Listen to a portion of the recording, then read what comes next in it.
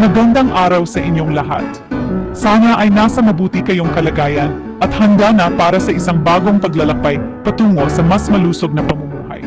Ngayon, pag-uusapan natin ang 10 pinaka-healthy na pagkain para sa mga nagkakaedad na.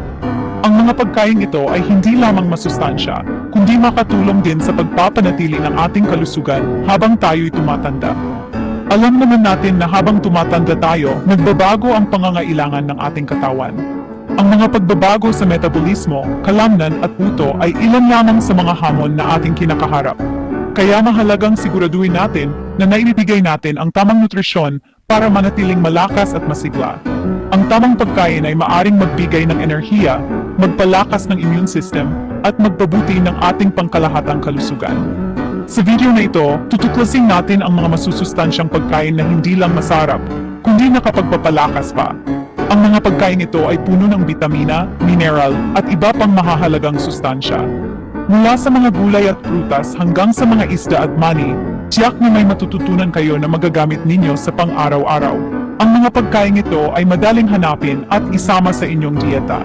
Kaya, tara na talamin kung paano natin mapapahaba ang ating buhay at mapapasarap ang ating pagtanda. Sama-sama nating tuklasin ang mga sikreto ng masiglang pamumuhay at tamang nutrisyon para sa mas mahabang buhay. Ang mga leafy greens tulad ng petsay, spinach at kale ay punong-puno ng bitamina at mineral na mahalaga para sa kalusugan ng mga nagkakaedad. Ang mga ito ay nagbibigay ng sustansya na tumutulong sa pagpapalakas ng immune system at pagpapanatili ng enerhiya sa pang-araw-araw na gawain. Ang mga berries tulad ng blueberries at strawberries ay mayaman sa antioxidants na nakakatulong para hindi tayo agad magkasakit. Ang mga nuts tulad ng almonds at walnuts ay magandang source ng healthy fats at protein. Ang whole grains tulad ng oats at brown rice ay nagbibigay ng fiber na mahalaga para sa ating digestion.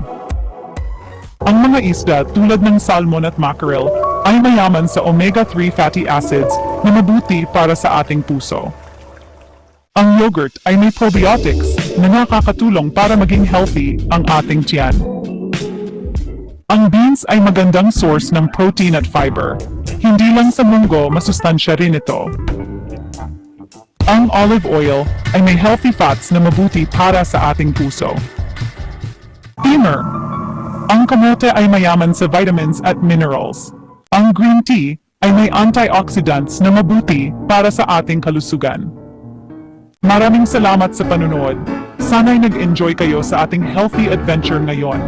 Naway nakatulong ang video na ito para matuto tayo ng mga tips para sa mas malusog na pamumuhay. Ang bawat hakbang na ating natutunan ay makakatulong upang mapanatili ang ating kalusugan at sigla.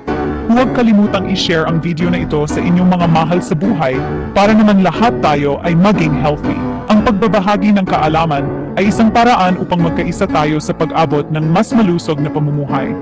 Huwag kalimutang i-follow ang Certeza Humor page sa Facebook at mag-subscribe sa JRL Kigiti GF channel sa YouTube.